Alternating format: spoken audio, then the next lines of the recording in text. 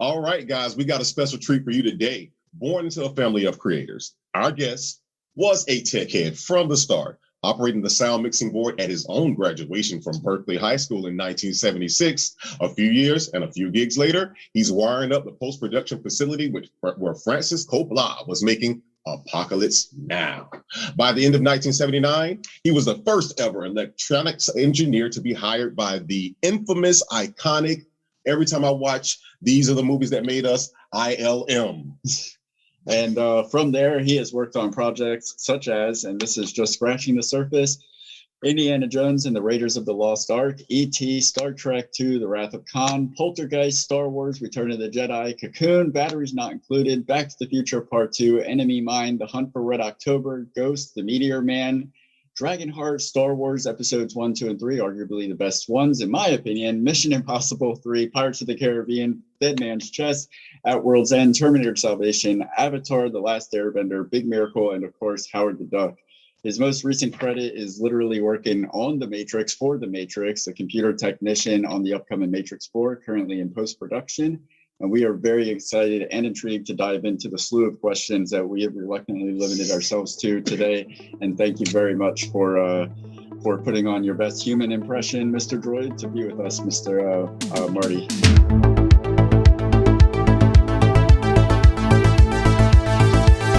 Listen, let's go ahead and jump right into this. You were no stranger to electronics, specifically camera electronics, from a very young age, helping your dad, a photographer, in his dark room, right?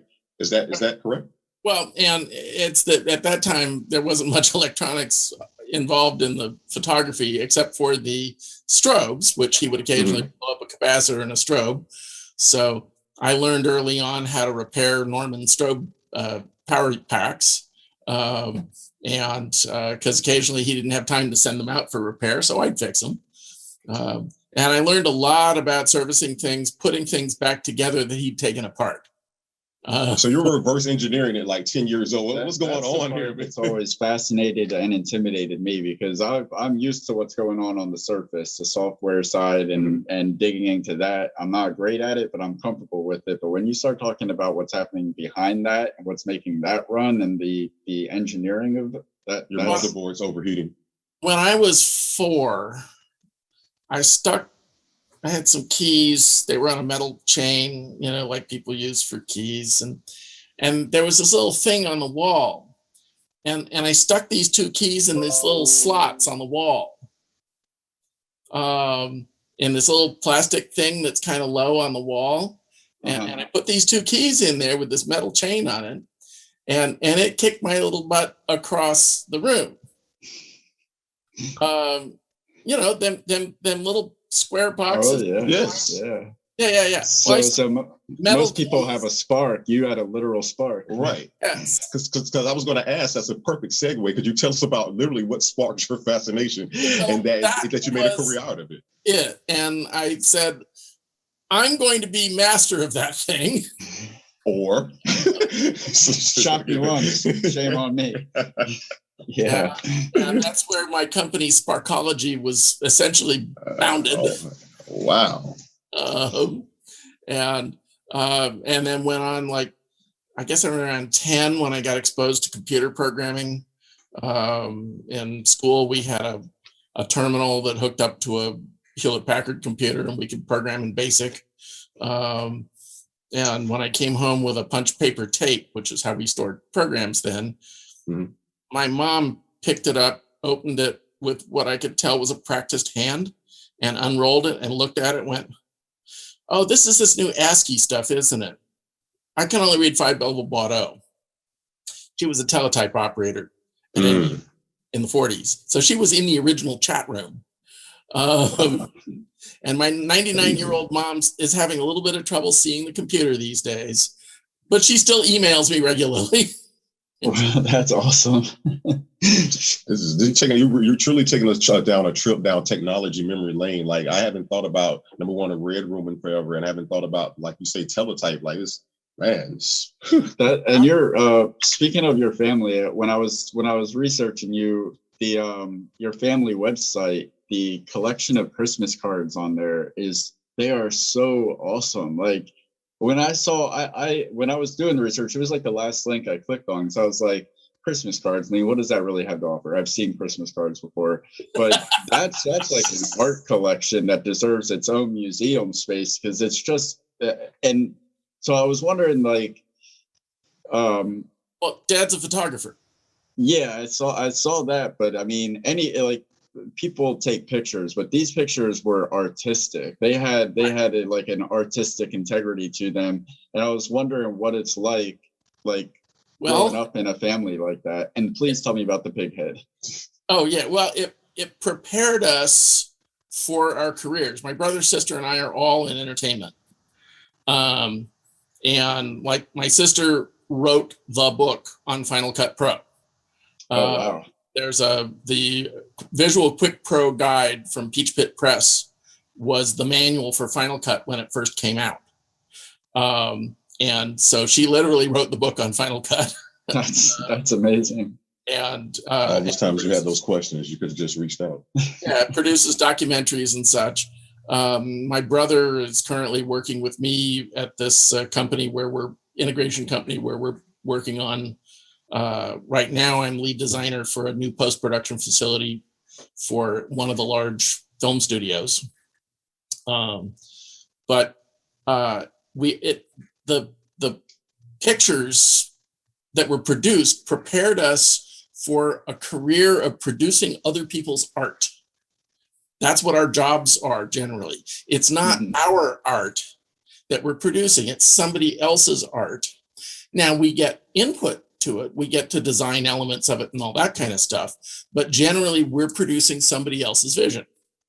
Was that kind of the same situation with the photographs? Because you as children, yes, were you like taking your parents' direction and you could have, they would humor input at times? Yep, we had input and such, but ultimately Dad was the director. You know, mom was sort of the art director, and Dad was the cinematographer, and we figured these things out, and it was a production to go out sometimes in November in Pebble Beach at the beach. It's cold, it's windy, but we're having a good time.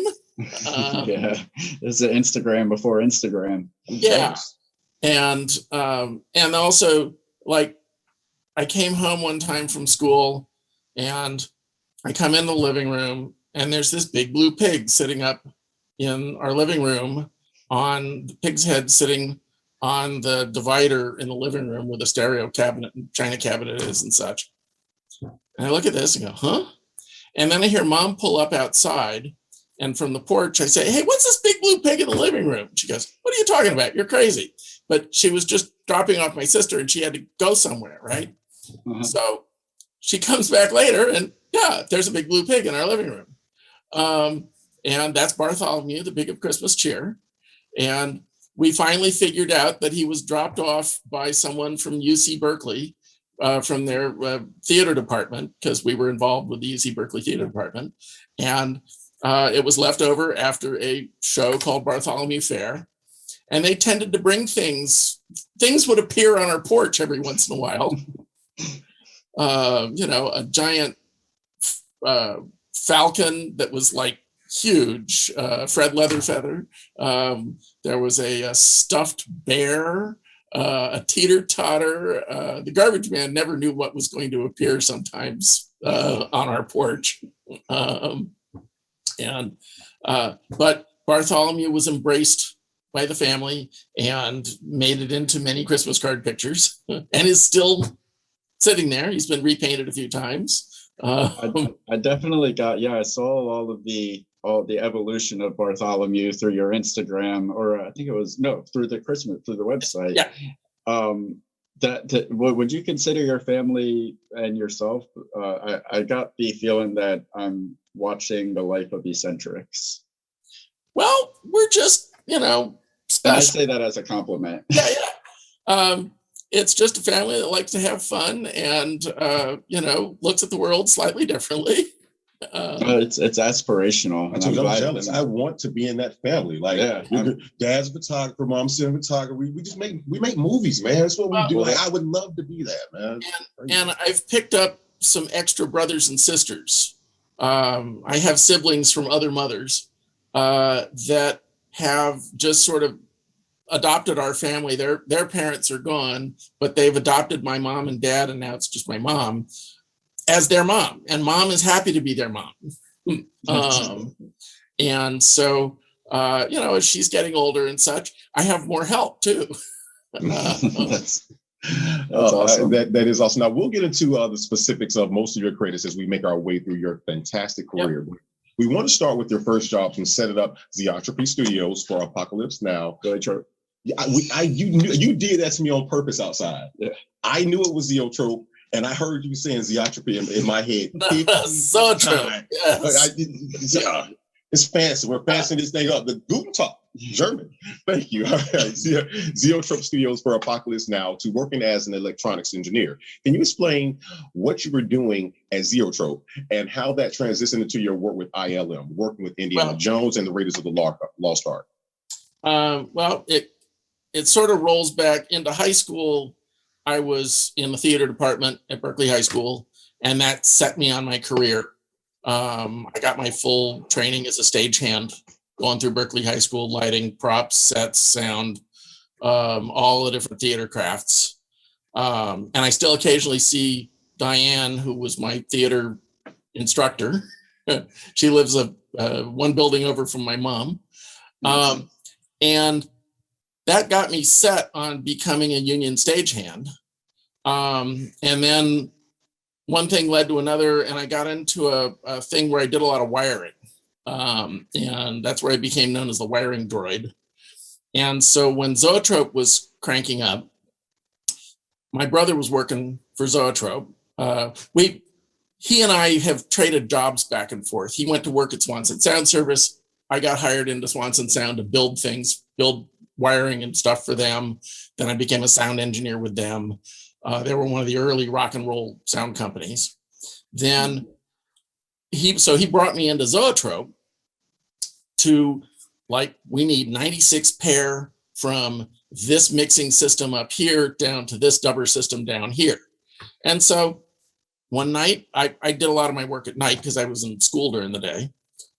Okay, fine. And I just start running the lines, figuring I'll have somebody, measuring them out, bundling it and all that, marking them, figuring I'll have somebody help me pull this through in the morning. But then I looked at it and went, I can pull this through. And by the end of the evening, I had actually 100 lines run from this one Christmas tree down to this other Christmas tree. And, I terminated them the next day. But they came in the next day. Hey, when are you going to get to that? Oh, well, I should finish terminating them today. What do you mean? Don't you need help? Nope. And so I wired a bunch of stuff up for them at the studio on Pacific in San Francisco.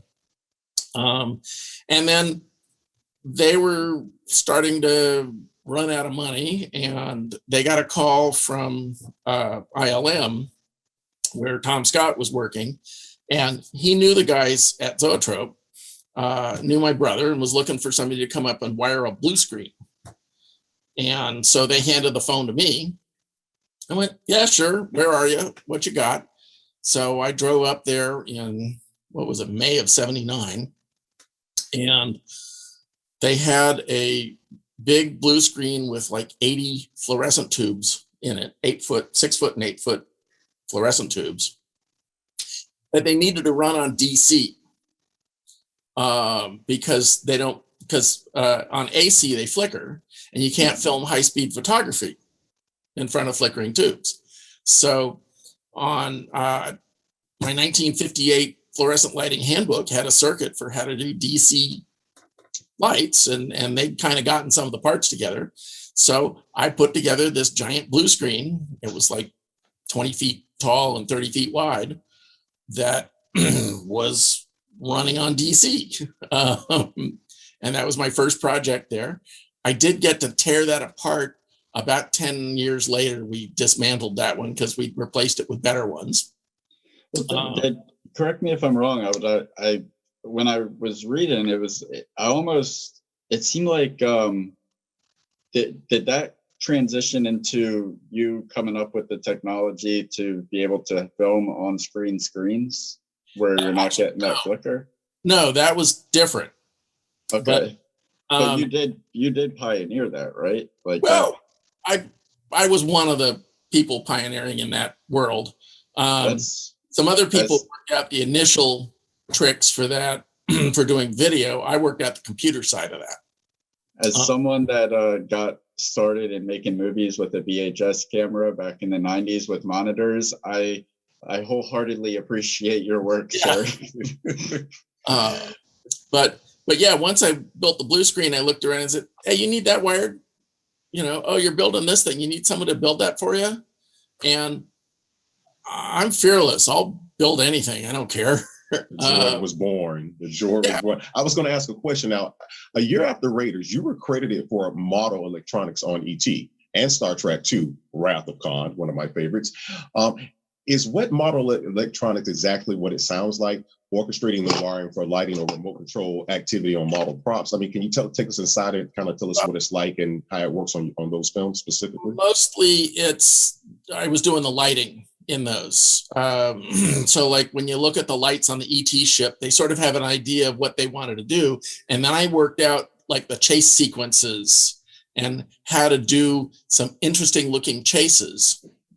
And that the animation of the lights is where my knowledge of how motion control photography works, how cameras work, how lighting works, and the synchronization between all of these things. So like for the ET ship, I was doing a gag where the lights would move a certain number of lights while the shutter was open.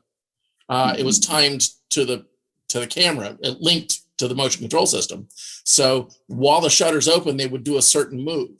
And then the shutter would close and they'd reset and then do another move during the next frame. And one of the tricks that I got was, how when a chaser light goes, it'll taper off I flipped the script on that so that the taper off was on the front end. Oh, So it was pushing that. And just to screw with you and make it look different. that's like wild. That's like crazy mathematics. What I'm hearing is it sounds like for each scenario, each situation, you're finding the perfect exposure triangle for each scenario itself, its own one. Well, and then taking in consideration, there's 24 pictures a second, because you play a strobe light and you just hit a strobe, you don't get a strobe on camera. Right. If you fire it every frame. And so with that kind of thing, I would think, because I can think in off speed stuff, because I have motion control, you have control over everything. So, and the frames they're like half-second exposures and that kind of thing. So everything has to be linked together. And I would think about how those things related and would animate lighting. So Cocoon was the same kind of thing. There was a lighting trick going on during the shutter open time. My stuff was all in the visual effects world, except on Howard the Duck. On the Duck movie, I actually got to go work in the practical effects world. And so there I had to be dealing with 24 frame, regular real time stuff. And the fun one was batteries not included, because on batteries, I was able to, I had to work with live action. So I was one of the puppeteers. I was operating the ships when they were flying around on the flying rig. And so I came up with a gag where the lighting thing in the top of the battery's saucer had a heartbeat at 24 frames a second, 24 hertz. So then when it was in motion control photography, it got a heartbeat once per frame, once per exposure. So that made its changes have the same kind of speed effect as it did when it was in live action. So there wasn't a change between the lighting between motion control and live action. That's just amazing the way, because I'm trying to wrap my head around what you're saying right now. Just it hurts a little bit because it's very analytical, it's very logical, and there's a lot of math is not my strong It's suit. easier to understand what he just said and watch Tenet again. Yeah. I don't know. It's a toss up. I'm gonna turn off my virtual background here for a moment. Sure. Because let me see, how do I turn you off? I have to scroll up to the top and say none. And put a little green screen. Someday I'm gonna get a green t-shirt this color. Oh, yeah. Just a floating head. Yeah. Yeah. And hang on a minute here. I am going to cut to that. This is from Batteries Not Included. Yeah. And we were firing, dropping, or Jesse Tandy was digging Weems out of some pea soup. And so this was her handing him back to me. And Batteries was lots of fun, being down on the set. Jessica Tandy was a wonderful person to work with. Yeah. That movie was I saw that movie when I was really, really young, and I had it on a VHS with Cocoon, so I always saw those two movies as like the perfect double feature. To see that you worked on both of them was amazing. And that's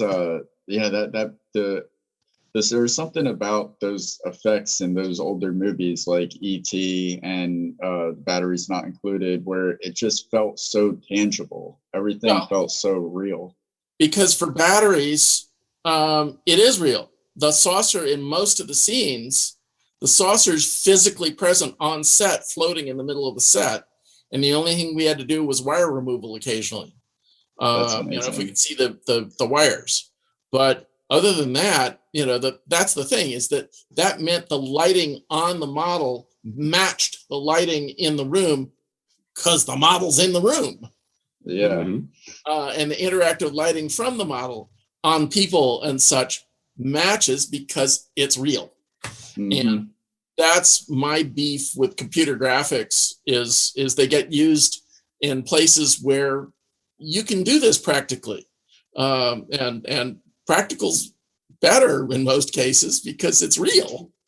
I wanted to ask, and then what just happened now is a perfect segue. It's a very mild example of the fact, like, so someone like you is someone that, like, you find the solution, and a lot of your career since ILM has been finding solutions oftentimes for problems that people didn't even know they had, like creating, like, for instance, the flicker on a monitor to give the people out. Like, how does your brain work? I guess is the politest way I could put it. How really strangely. We're inside the motherboard. There we go. Yeah, that's from the what commercial was it? Commercials. Yeah. Oh, yeah. Wow. So you're doing Intel Inside, and your sister's doing Final Cut books. Does that have anything to do with the merger finally happening? No. Just that these. You can kind of see me leaning on a capacitor in the back of this shot. I don't. I've got the picture pulled in your folder for this interview. I'll put a put it up. I'll put it full up. But I'll go back to my studio. Yeah. I love that you're doing a lot of my post-production for me right here in-house. It's going to be a breeze for you. I was going to ask you this, seeing how far things have come as far as, like you mentioned, as computer technology in relationship to film production, what are your thoughts on how quickly things have advanced, what it feels like to be someone who laid the foundation, and where do you see things going from here? Well, the part that I find like wicked cool is that when I started, for somebody to get into this, to actually be able to make something and put it up in a movie theater that, was of displayable, exhibitable quality, there was a high bar. It was expensive. It took, to do film, you need skill. It's just no way around it. It takes certain skills, and it also takes faith. And that's what I find missing in the whole computer graphics world, is that in film, You have to have the skill to get the exposure right, and you have to have faith that you've done it right, because there's nothing you can look at on the set on the day to know that you've done it right. You just have to know how to do it and know that you expose this at an f5.6 with an 85A filter and, that kind of stuff.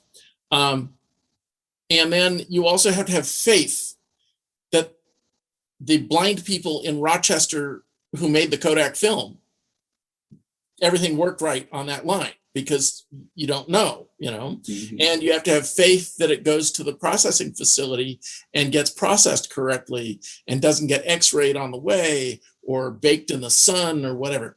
There's all kinds of factors that are totally out of your control. With the whole electronic capture world, what you see on the set is what you got. So you know if you've got it or not. Yeah. You can look at a monitor and dial out flicker and that kind of thing. So you can make tweaks and know that you've got it, but also the equipment's a lot cheaper. Mm-hmm. So heck, you can shoot with an iPhone and put something up on a movie screen in a theater, and people will watch it. So it's brought the bar down. It's brought it into the realm, the reach of people, of just sort of the general populace. Now that means that there's a lot of garbage produced out there. Yeah. TikTok and YouTube can show you all the trash that gets produced, but buried in all that trash are some gems. Mm-hmm. And there's some people with skills who get the opportunity to actually do something and show their skills. And some of those people get picked up and hired. Apparently, I was reading like ILM hired the guy that does the deepfake stuff to work with them on doing their version of that. Yeah, that is crazy, because a lot of the deepfakes that came out after some of the studio deepfakes, people were like improving them. And have you ever watched Corridor Crew by any chance? They're really they do like a lot of special effects breakdowns and things like that, and then they try to replicate it in house and make tutorials. They're really cool.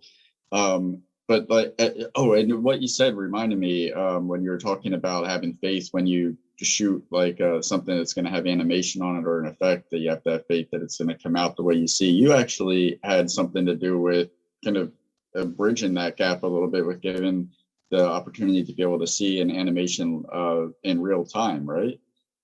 Well, yeah, there were some things that I worked on early on at ILM, because they were doing this computer graphics stuff with Silicon Graphics computers, but the computers weren't actually able to play back at speed the animations they were doing. They could put up a frame a second kind of thing. Mm-hmm. I think the fastest they could get was maybe 5 frames or 6 frames a second. So I came up with a thing using a video, a VHS, SVHS actually, deck, security camera deck that recorded 1 frame a second triggered by an external trigger. So I set up a system where the output of the computer went into a converter that went into the deck, and they could then, well, when the keyboard beeped, it triggered the deck. So it would put up the image, trigger the deck, put the next frame up, trigger the deck, and then they could rewind it and play it back and see it at speed. And so it's that kind of problem solving of coming up with how to come up with something that bridges their gap. And these days none of that's needed anymore, but at the time, yeah, I mean, I know how much of a superhero I feel like when I match the red, white, and yellow AV cords for my mom, and she's like, "Oh, thank you so much, you're so smart. What would I do without you?" And I walk away feeling like I am Lord. Like, how do you feel when you do something that extraordinary? And like, because anybody that's making films that have like struggled with something, to anything that makes that process easier for them, and especially takes faith out of the equation in any step of the way, it's got to be like, you got to be showered with appreciation, or at least, know that you've done that. Mostly it was reminding him to read the manual. That's yeah. Oh, just now you just have more phone calls about like how this isn't working. How do I? Well, yeah. It's that I have been technically supporting artists now for more than 40 years.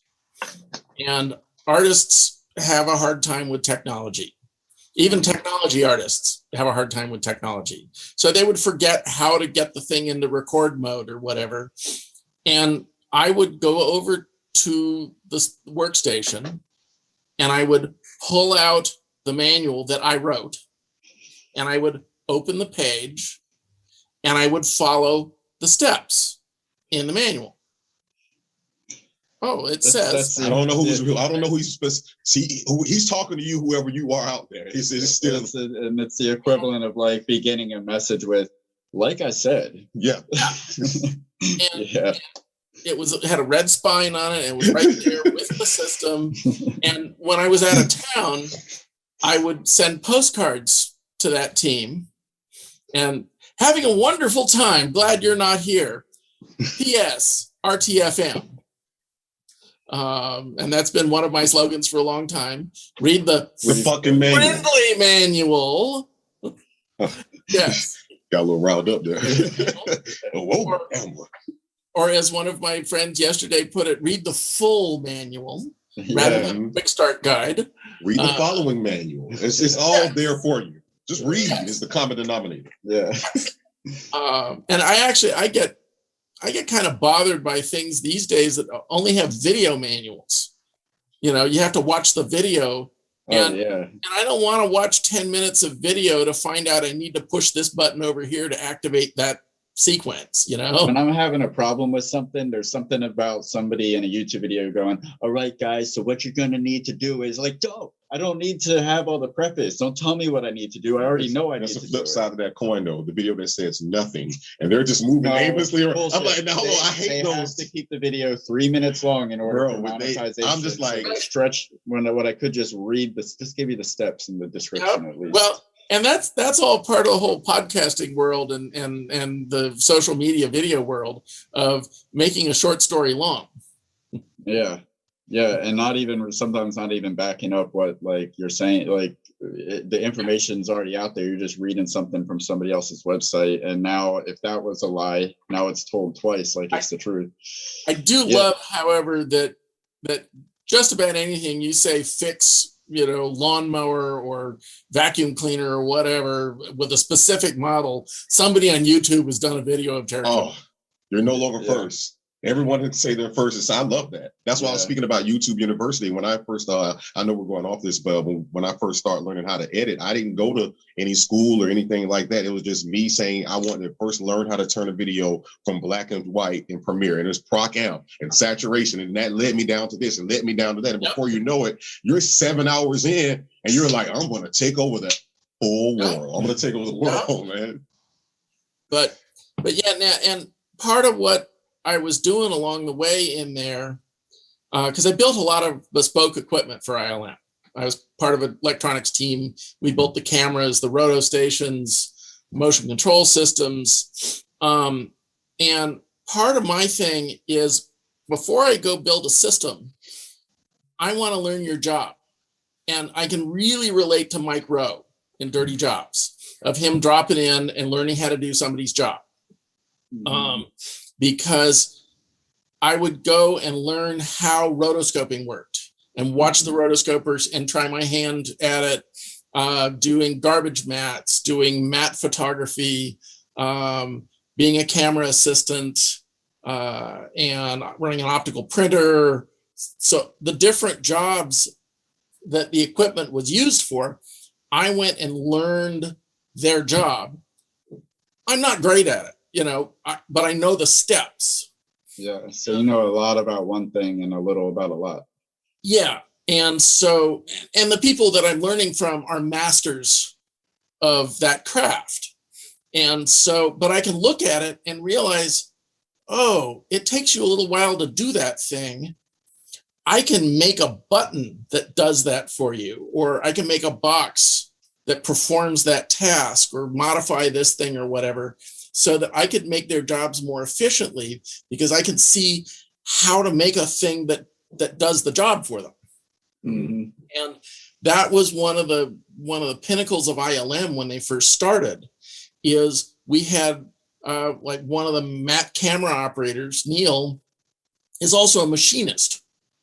So he could do a matte painting, set up the camera and all, but he could also visualize a method of doing something that he could go make in the machine shop, rather than trying to explain it to an engineer and a machinist.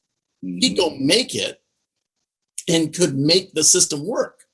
And a lot of the people in the joint were capable of making things work, and knew different jobs. Pretty much everybody in the joint knew something about everybody else's gig. And so that really helped bring the whole thing together and made it a lot more efficient, and just, I think, made better work. Yeah, I think whenever if you're ignorant to what somebody's process is, it sets up the potential to just ask really asinine, counterproductive questions or offer solutions that they've already tried. And we are giving this in a full shot, right? yeah, like, come on. I want us to talk about Poltergeist real quick, because that movie is just another one of those movies that comes to life in such an impressive way. And to know that was done with the technology that was available in the early 80s, it makes it even that more impressive. So what was it like working on that? I don't know, for me, just another movie. It's that a lot of the films that went through ILM, I mostly was in the engineering department, putting together cameras for them, building new systems, designing stuff, and occasionally coming out on the stage to help do a specific setup. The only thing I really remember from Poltergeist, there was a couple of things. There was a discussion of how to do the ghost. Everybody in the group got to weigh in on on ways of doing the ghost, and most of the departments submitted possibilities. And the one scene, though, that I really remember is when the house sucks in. Mm-hmm. There were 3 guys with shotguns up over it to pick off big chunks. So as it was breaking up, if there was some part of it that wasn't breaking up enough, they'd put a bunch of buckshot into that to help break it up. We're literally in the Wild West of filmmaking. Like, just shoot it. Yeah. When you first said shotgun, I thought you were using like a technical term for Mike or something else. No. Talking about guns, live ammunition, hot set. Literally. And we did some like crazy stuff. You'd never be doing that kind of stuff these days. But Brenda. But it was, problem solving, and creative problem solving. Was that shot on a lot, or is that like on location somewhere? In our stage, not this stage. It was in the D building stage. Okay. And we'd build these big sets and then blow them up or tear them apart or whatever. The model shop, their rules were never build anything bigger than the dumpster. But when they did build something bigger than the dumpster, the pyro department made sure it fit when they were all done. Because we just can't have anything nice. We have to blow it up. Oh my God.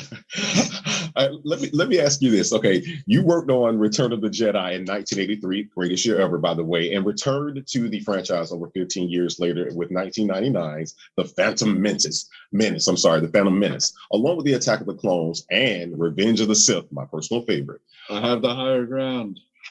Oh, you remember? Oh, your cat scars me in my heart.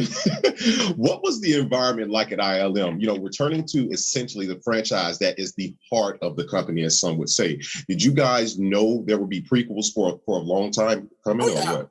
Yeah, no, we knew that was coming at some point. And what I was looking for is I went to the Coronet Theater in San Francisco in 1977 at a premiere screening. It was a benefit screening for this movie. I'd read the book, and there was this thing called the Star Wars that was opening up at the Coronet. And girlfriend and I went there, sat in the loge section on the left side, up a little bit, back of the house.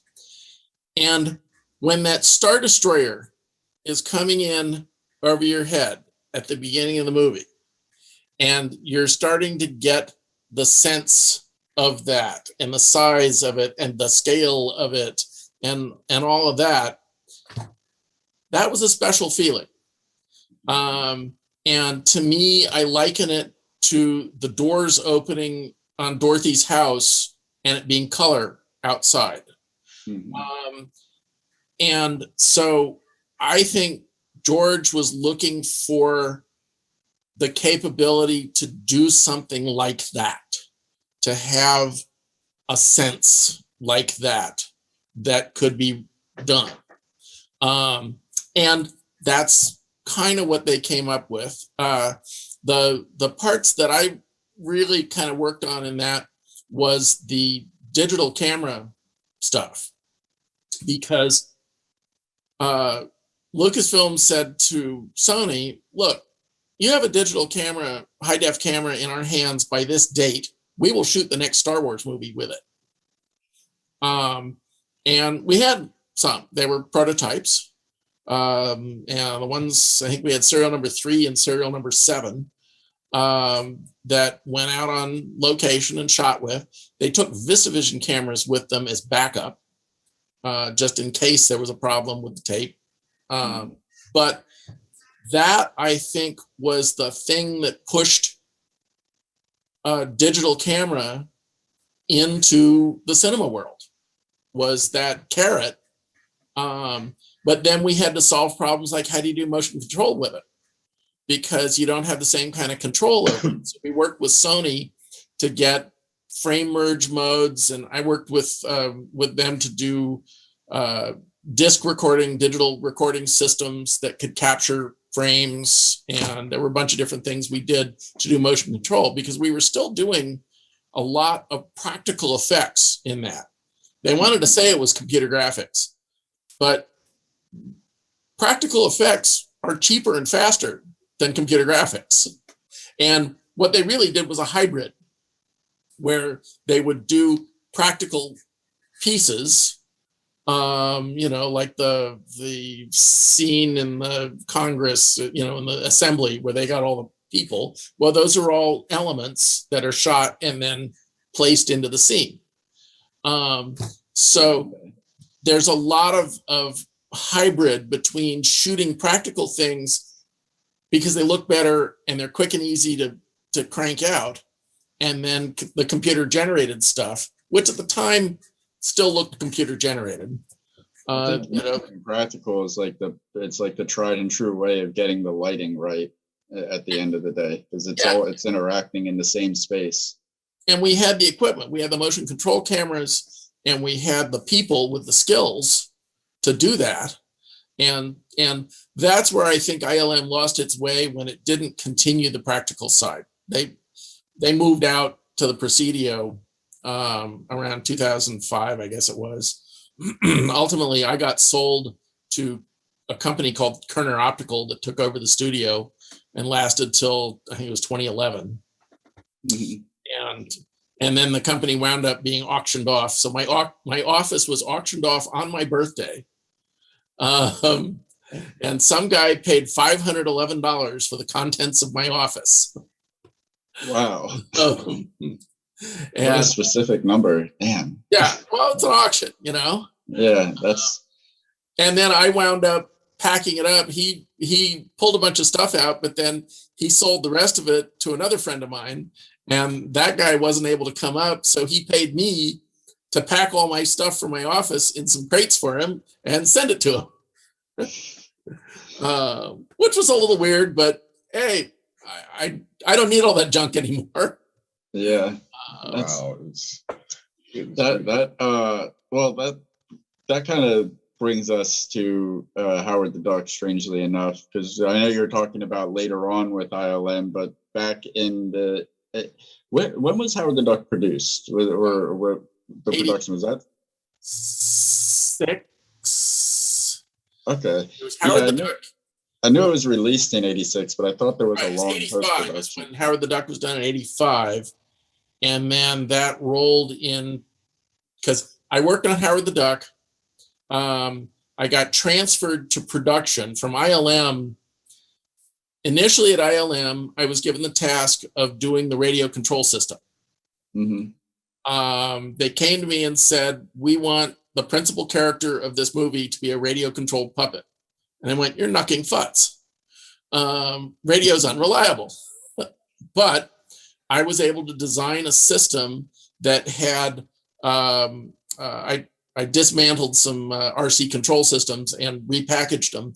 So they had inputs, I called it the Duck Master, so they could make custom control thingies that plugged in, and so they could have custom manipulators.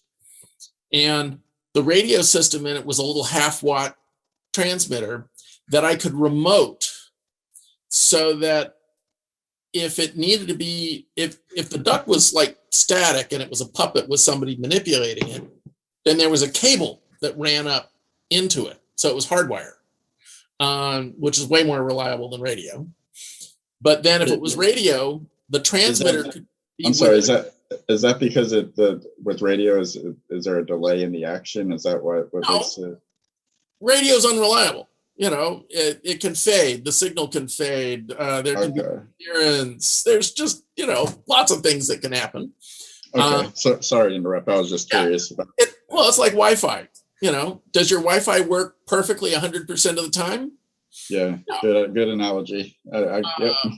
And so I did a system where I could remote the transmitter on a cable and place the transmitter under the set. Or they could place the transmitter within, a few meters of the duck, so that there was for sure a good, strong signal. Mm-hmm. And they didn't lose any production time due to radio failures. I got the budget and the time to build the thing. But once it was built, then the practical effects department had rolled into town and we're setting up. And when you're working in a union town, because I'm part of Local 16, before you can bring somebody up from Hollywood, you can bring a few key people up. Before you bring more people in, you have to give the local people an opportunity to provide someone with the same skills. Mm-hmm. So Bob McDonald Jr., who was the effects supervisor, he said, great, I need a guy that can program in Z80 microcode direct machine language. And what he hadn't factored in was he's in San Francisco with people from Silicon Valley. Hi there. I'm trained. I have an electronics technology degree. And yes, I program Z80 microcontrollers in machine language in my head. What would you like? And so I was sent over and switched from ILM to working with production in his team. And I actually did way more than the guy he was going to bring up. The guy he was bringing up was a programmer type and not much of an electronics person. And he had this thing called Deagle Duck, which was a programmable pneumatic operated stunt duck.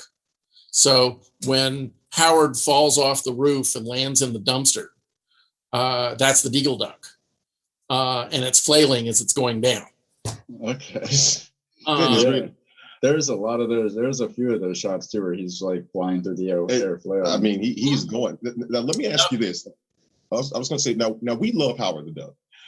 Growing up with it, holding a very special place in our hearts. So Now, when we've grown up and Google's out there, we find out that it's earned 7 Raspberry nominations. It essentially killed directors Willard Height's career, and according to the internet, led to the head of Universal, of course. Now that's a fact, stepping down. Now, did you ever, or did anyone on set ever really feel like there were any premonitions that something like this would have such a critical reaction to everyone? We were having fun. It was a fun movie, and I kind of figured it might not fly as well. Part of the thing I didn't like was how cartoonish the duck. We had a much better duck early on, more rougher, more like the original comic book. And Howard was, what we wound up with was a little more, I don't know, mainstream. Mighty Duck. Yeah, milder. But I had fun working on it because I did pneumatic doors, I did hydraulics, I worked on the hydraulic system for the thing where he goes flying through all the walls.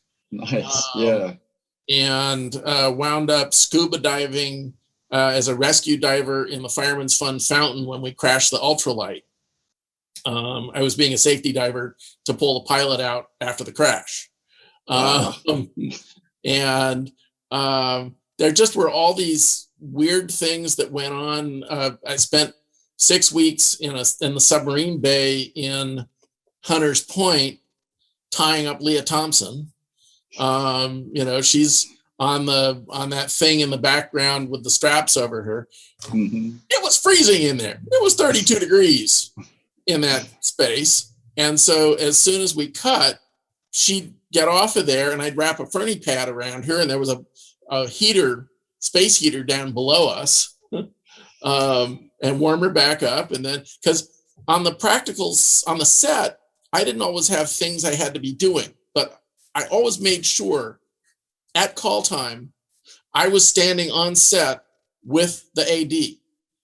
And that first AD remembers that frequently he and I were the only people on set at call time.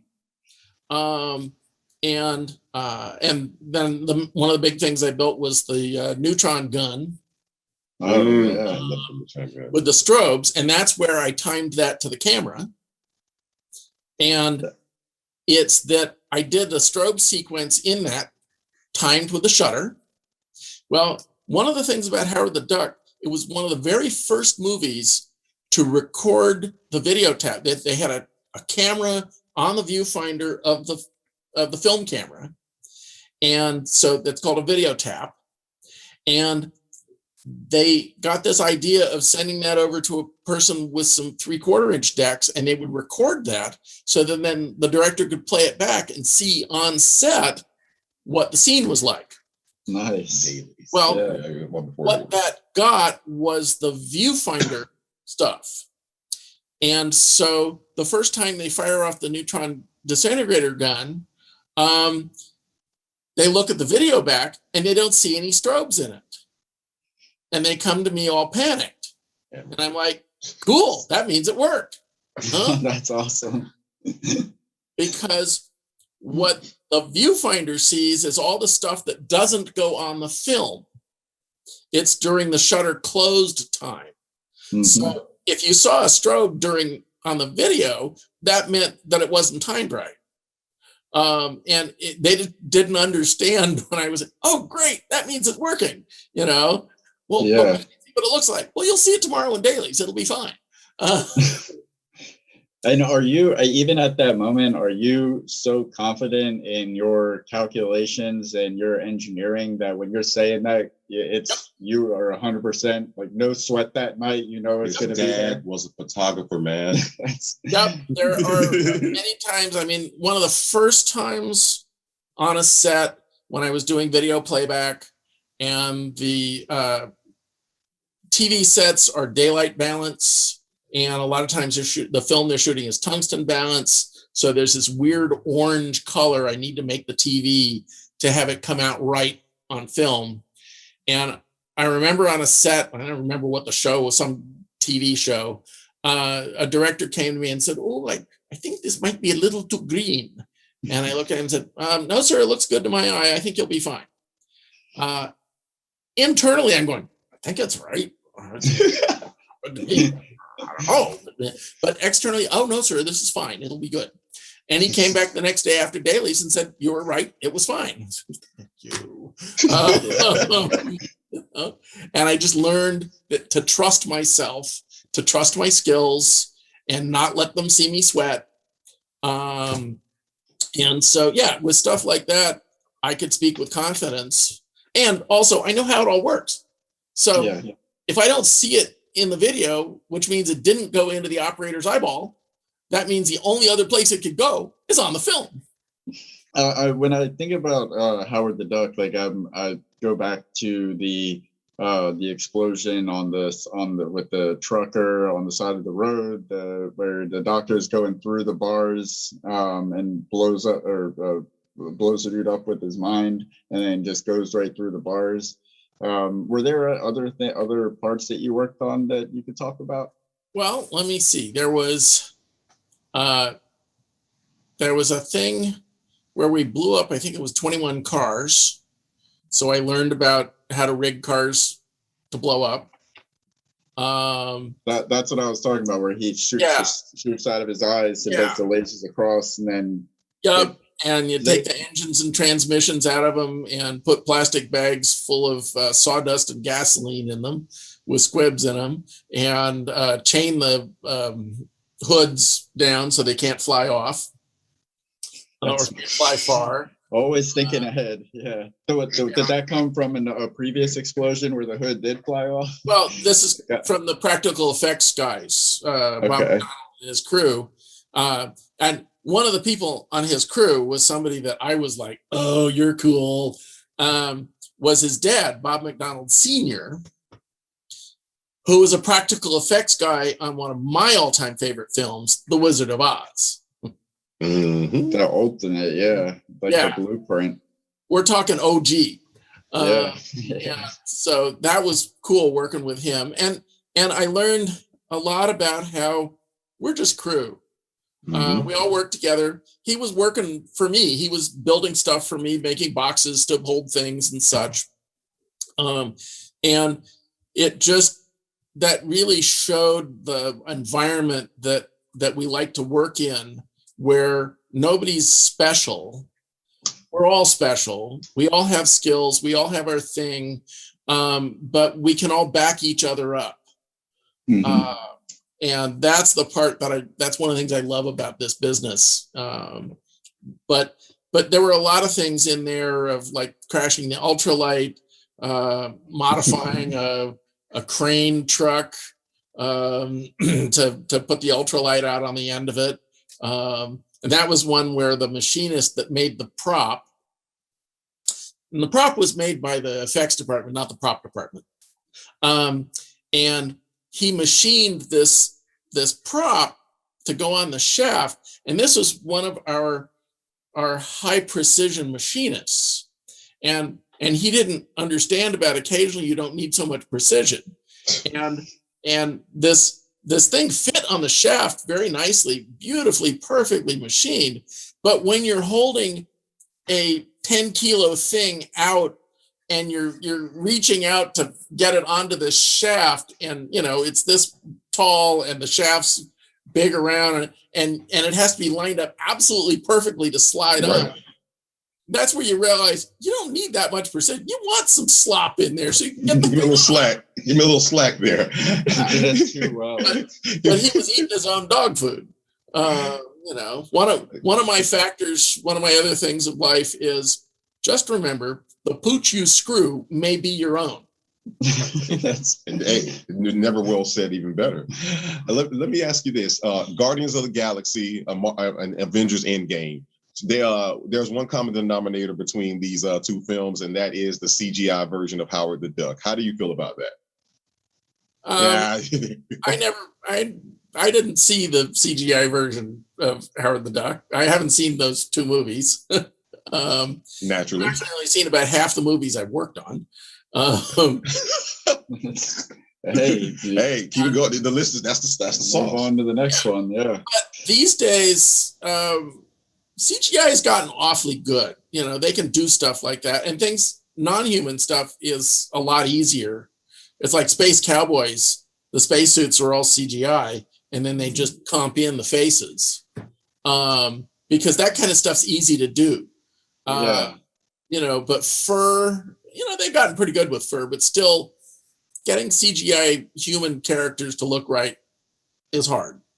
I don't think it can ever be perfected, because it's just something, it's like something in our evolutionary DNA that informs us when our brain sees something that's pretending to be human, that's not human. There's no way to perfect it to the point where we look in the eyes and we don't feel that something is off when we look at it. It went from, oh man, that's CGI, to, oh man, that's CGI, to now it's, oh man, I don't even know. So I mean, it keeps evolving. But like, I was going to ask you this: do you feel like there will always be a need for practical? I don't think practical is ever going to go anywhere. No, and I actually would love to see a renaissance in practical, just because there's so much of it that just you can get it in the can and you're done. I went out. I was on the Matrix 4, which is in production right now, with the Coen sisters directing. And Lana Cohen directing. And it's that, they could insert those screens in CG, and there's going to be a bunch of CG done anyway, but it's still cheaper, faster, and looks better if it's practically done on the set. And so I come out on set and set up the computers and TV screens and such, and I have my playback equipment. It's a lot easier now because it's all LCD screens, so I don't have to worry about timing. I don't have to worry about refresh rates and such. Except with backlights, occasionally you can get a flickering backlight. You have to be careful with that. But I can see on the monitor, I can see if I have any artifacts. And one of the things I do also, though, is I take pictures when I'm traveling. I take scenic pictures that I can use for computer desktops and such. So if I'm doing a desktop computer, I'll use some of my artwork in there because I have the rights to that. So I sign over the rights to them to use that image for that film.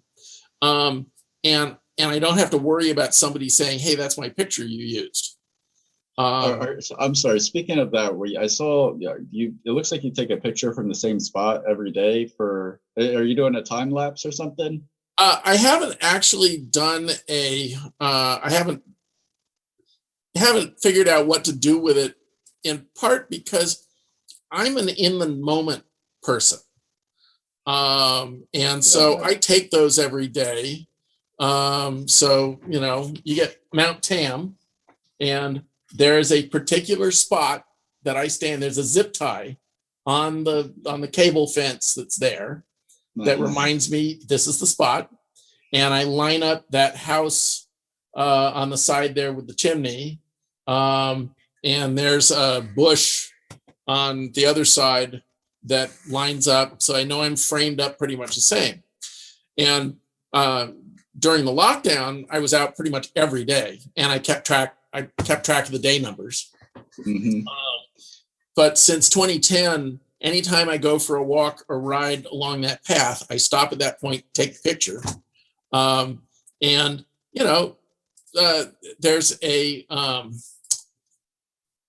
There's a series of my Facebook page. I post them up on Facebook, and like the one from yesterday, I advised people that our Unreal Engine is offline for maintenance and being updated. So reality will return soon. That's awesome. Oh my goodness. That's fascinating. I can't wait to see what comes of that.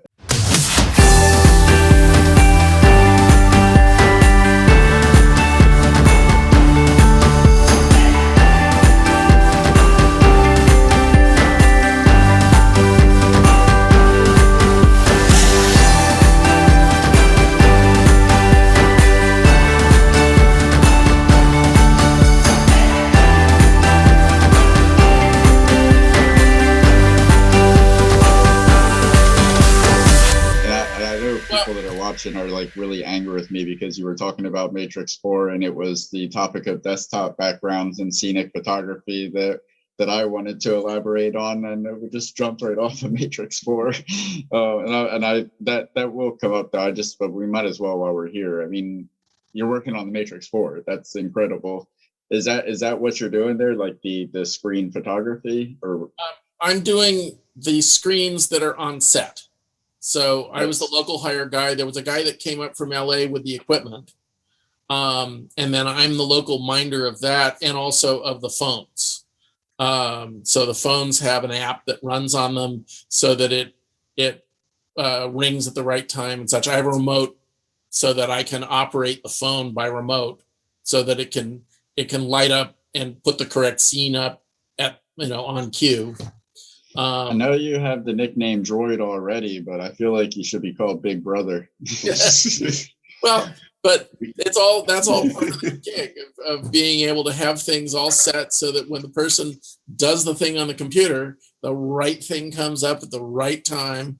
You're the algorithm. And I'm going to call you this now. And if anybody else calls you this ever again, they've stolen it from us. You are now Marty MacGyver Brenneis. Marty MacGyver. You're Marty MacGyver, man. I'm the droid. Said it. Okay, all right. You're always, just don't be the iPhone. Never be the phone. Brian Johnson dubbed me Marty the Droid when I started at ILM, and that stuck. My login for the Lucasfilm system was Droid. You got to keep it then. You got to keep people in the computer group, there were people who didn't know my Meat Space name. They just knew me as Droid. And so, but it just, each time you're figuring out how to make this stuff work. And one of the ones I did recently was 13 Reasons Why. And in that one, the talent knew how to use computers. A lot of times I'm dealing with people with no computer skills at all. Well, they knew how to make stuff work. So they would have a scene on their laptop or tablet or whatever, and I would be off camera operating it, and they'd watch what I was doing. And then the next time the scene happens, they'd do it. And they knew how to click on the stuff and, and even knew how to reset. And so it was great because they could take over, and it looks better if they're actually doing it. Yeah. And so, that stuff's fun. I had that happen on a movie called Made in America, where I had a program that you type characters on the keyboard. Any key you hit, it read a character out of a file. So as you typed, the correct things appeared on the screen. Nice. So the typist didn't have to be accurate. Yeah. The talent, the actress really wasn't much of a computer person, but we had a hand double come in for the close-up of them typing the stuff on the keyboard. Well, the hand model, I didn't have time to prep her. She came in, sat down at the machine, and I was called to set. Well, I come back. She's already figured it all out, saw what I was doing, saw how it was working. She's got it operating and such. And it was awesome because the hand model, looked correct. Yeah. And she knew what to do. And I was like, cool. That's like software programming at that point, isn't it? To tell what. Because I do a lot of that kind of stuff of developing cheap, quick little things on set. And I have tools. I have a certain toolkit that I carry of software.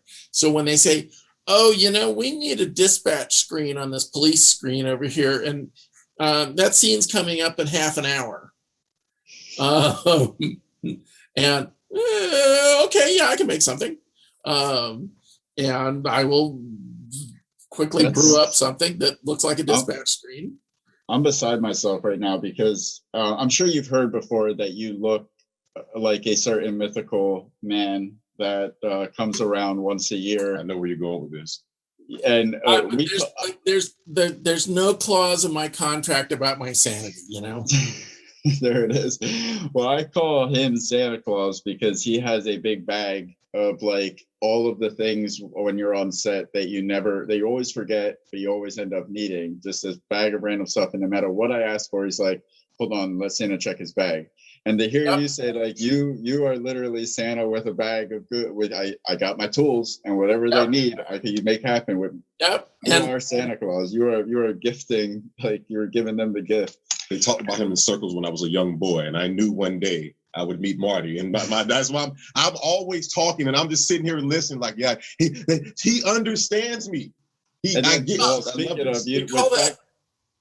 the film business, that's called an AKS case because it's got all kinds of stuff in it.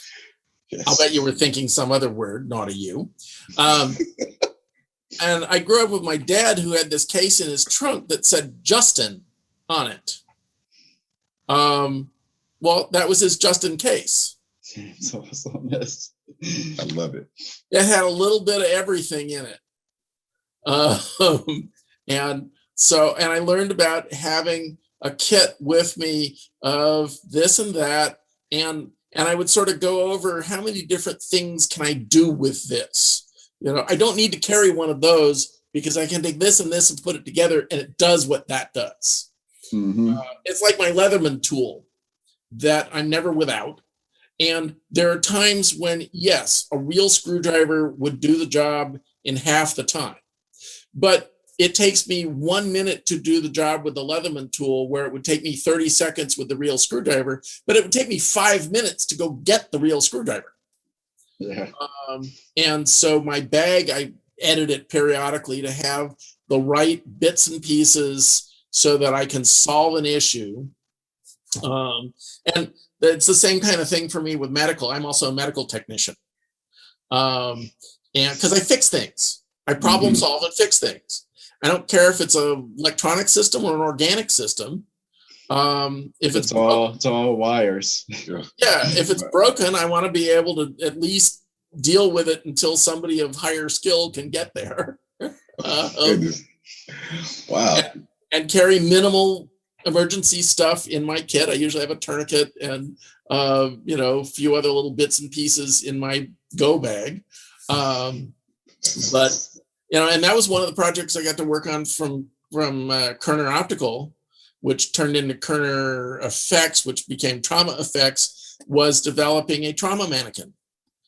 I worked on the team that did the matte trauma mannequin. I did an audio system for him so that a trainer can put on a headset, stand 20 meters away, and the patient can actually talk. And the trainer can hear the responders talking in stereo, so he knows who's talking. That's on sale today. People are using my gosh.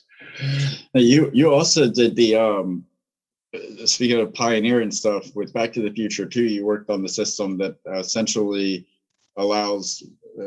I think the Matrix wouldn't happen if it wasn't for this the identical pattern of motion with the.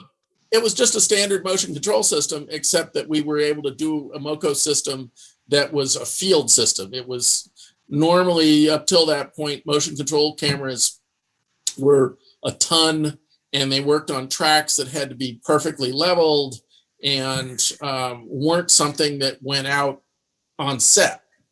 Yeah, so, you could put it into a suitcase, what you guys came up with, right? Well, it was more like bigger cases. But Mike McKenzie was the lead engineer on that. He was the on-set engineer. But we came up with, it was a motion control system based on our Motion Master system that could record the Panther Dolly truck motion and the pan and tilt and boom. So then we could come back to the studio and do the same action, just play that back with the talent walking alongside or whatever. And that made for a lot of shots. We used that there. We used a similar kind of thing, I think, on Axe Murderer. I worked on So I Married an Axe Murderer. That stuff on Back to the Future too, that's what set it apart. Is usually you could tell when there was going to be they had to rely on like split screen and stuff like that, or a steady camera. But then when they had like the shot of like coming around Marty's face and showing him talking to himself, it's like that it blurred reality but like back when you didn't know that technology was a possibility. Yep. And being able to do things like that. And a lot of that comes all down also to our camera department, our camera assistants, who truly understand that the camera really needs to be in the same place. It needs to be locked down. It needs to move a certain way. And they understand about repeatability and tightness and just making things right. And we had some of the best camera assistants in the world. There's a guy, Pat McCardle, I saw him on a set a couple months ago. And these are the guys that the ILM camera assistants were ones that could think backwards, upside down at 2 frames a second, at 120 frames a second. They could visualize this stuff. They could take equipment they'd never seen before and understand how to put it together and make it work. And I think we had some of the best camera assistants in the world. And so with that kind of skill and just attention to detail was the thing of paying attention to all those little details. That's what gets you those shots without any shake, with no clues to tell you that this is an effects shot. One of my favorite comments of a reviewer about a film was from Star Trek 4. They said that the effects were really good, but they just didn't hold a candle to that beautiful whale footage. They didn't know that the whales were a visual effect element. There's like greatest compliment. That's like the ultimate win right there for a special effects artist. And they'll never know. There were some films like Young Sherlock Holmes where we did environments, street environments and such, where nobody ever caught on that those were effect shots. The Stained Glass Man, that's obviously an effect shot. But other than that, they didn't see all the rest of it. And if the reviewers, if nobody notices, then we've done our job right. Mm-hmm. Yeah, that's such a weird thing. Like the better you do, the less people notice. Yeah, it's like when you go to a show, if you don't notice the sound and lights and you just notice the show, then we've done our job right. Yeah. And so, that's part of how a lot of this works, unless you're in the business and you notice things. Yeah. I wanted to ask you about 2004 when you went to Shanghai and you took the spherical photograph sequences of the environment. You had a custom rig, spent many nights on the rooftops of some of the tallest buildings in the area. As a son of a photographer, what was that experience like? Because I know, like, as big as many accomplishments as we collect in life, at the end of the day, it always comes back to our internal feeling of making mom and dad proud, or look at me now. That one was fun. It was an interesting job, and technically, I got shanghaied. You see, I was originally on the crew. I had the ticket, I had the visa, all of that. But then they decided to not take me and take this other technician.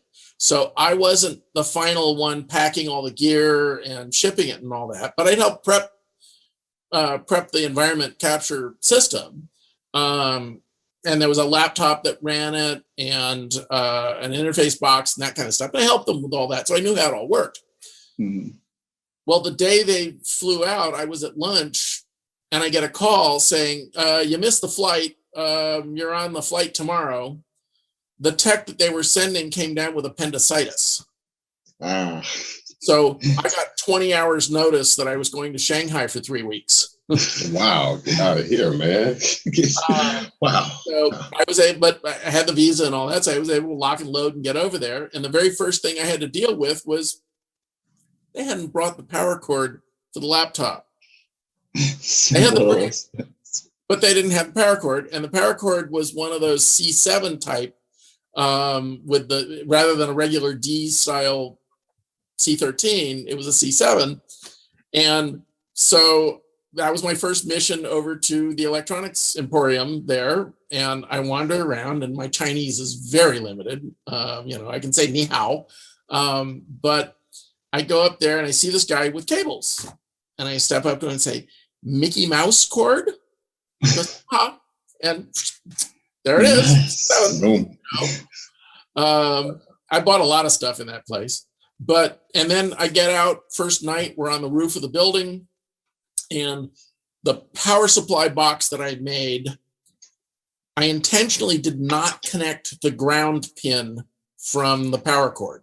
I left it isolated. I just took the power into the power supply out to the rig.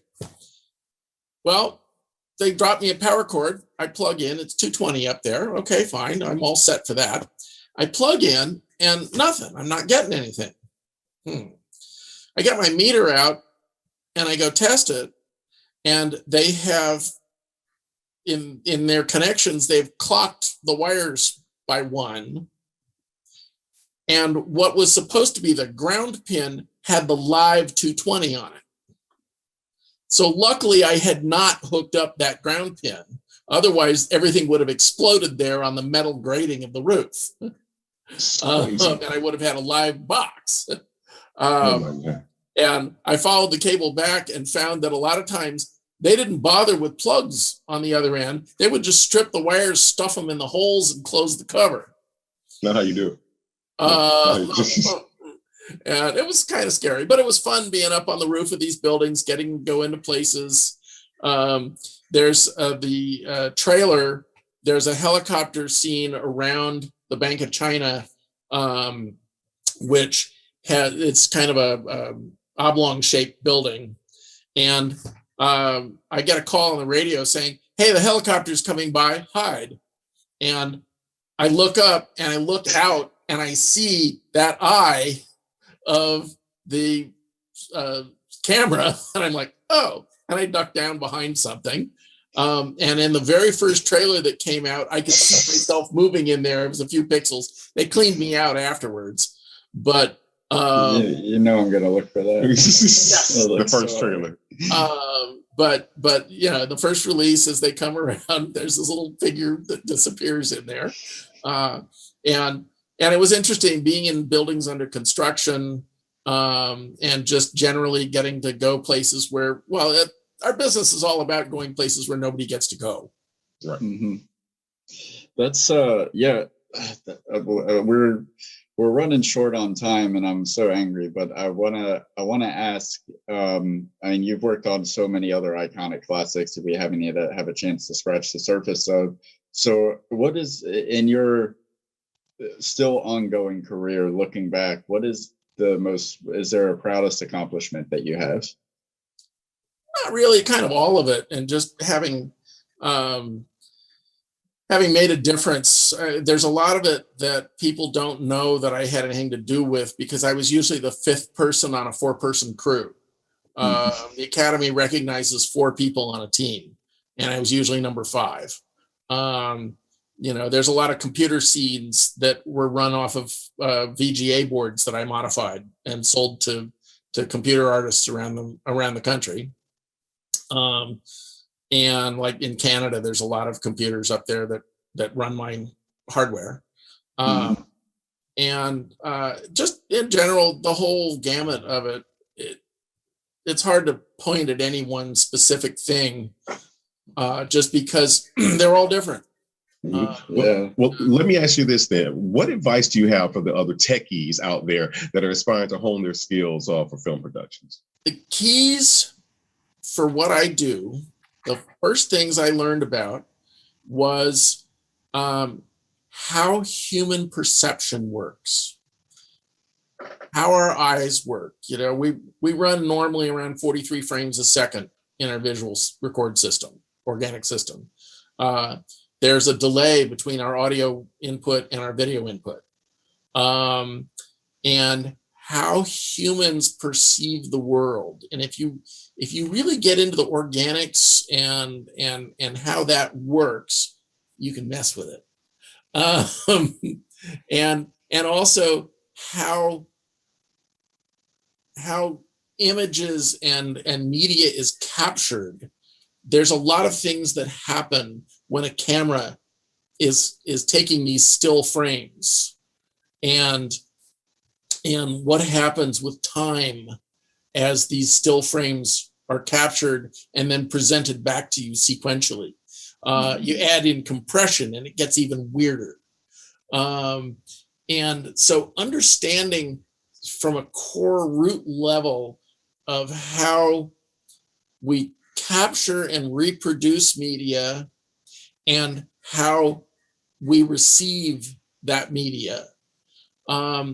When you really get your mind wrapped around that, then you can really start to mess with it. And the other thing is that to anybody new coming into the business, the most basic skill is learning. There are things that I work with today that hadn't been thought of 40 years ago. And there are things I worked with 40 years ago that don't exist today. But the concepts are the same. You have a camera. It's a thing that takes light in the front and stores it somehow or modifies it somehow. It might be going into crystals, modifying the valence layer of crystals on a piece of polyester, or it might be going in and getting turned into bits to go down a line. But it's still, you're capturing an image and transforming it into a way that you can store and move and modify it. And a display, you could have a projector, a laser projector, an LCD screen, an OLED screen, a plasma screen, whatever.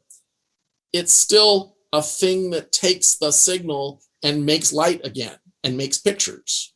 And in the middle, there's cables. It could be an SDI cable, or what I'm doing right now for this big studio is all IP video. There's no SDI cables in this post-editing facility. It's all networked video. IP video, I'm sorry, what does that stand for? Internet protocol. And it's all, that's what I thought it was the layman's. I didn't want to assume that. So instead of having a router that has a bunch of video signals going in and out of it, all of these signals just go onto the network, and a network router moves them around. But you don't have this hardware with all these cables. It all just goes into the network. But the concept is the same. There's still a flow. Now it's called a flow instead of a SDI cable. And that flow comes from a source like a camera or a player or a computer or whatever. And it goes through the system and it gets routed, and it might go into a thing that mixes it with another thing and puts 3 pictures up on the screen. And then that flow continues on. And that flow goes to a receiver that then goes to a screen or something, or to a webcasting device or a Zoom device or whatever. But the concepts are the same. And so if you can understand and look at things from the very simple concept of what the goal is of capture image, do something with it, display image, then you're 3/4 of the way into understanding whatever the new technology is. So when they come out with the dilithium crystal camera, you'll still be able to understand that, because it's getting light, putting light out. And then there's elements of that technology, like the tripod and the camera head. Whatever that capture thing is, it's still going to need a thing to sit on and a way to move it around and point it. I have a set of sticks and a head that are 45 years old. And I was getting some parts for the tripod. That model of tripod is still in current manufacture. It hasn't been changed because it still works. It still sits there. And so you break everything down to the core basic level, and then you have to play sponge. You just, I RTFM all the time. And now we have Google. You can go and do a search on things. You can find the manual. Sometimes you have to register or whatever, but you can download and you can read up on the thing. And I suck that stuff up. And the technicians that I hire, the people that I like to call back and work with me, are like, I saw one of our new electricians on the Matrix set, and rather than sitting there telling jokes or reading a book while he wasn't needed on set, he had one of the new DMX lights sitting there with him, and he's looking at the manual on the phone and poking at things on the light and learning how it works. Yeah. And that is the person who's going to work on my crew, because a new thing comes along. I may not have time to tell them. I might not know how it works. Yeah. If you want to do it, then do it. Mm-hmm. Yeah. Own it.